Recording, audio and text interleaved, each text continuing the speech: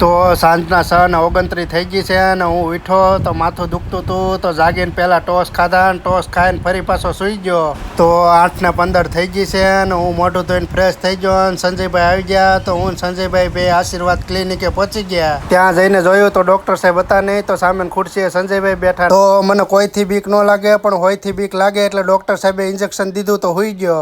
ત્યાંથી દવા લઈને ઘરે આવીને કાગળિયું ખોલ્યું તો મિત્રો આ દવા અને આ કાગળિયામાં શું લખ્યું છે અને આ શેની છે તમને ખબર હોય તો કમેન્ટ કરી દેજો.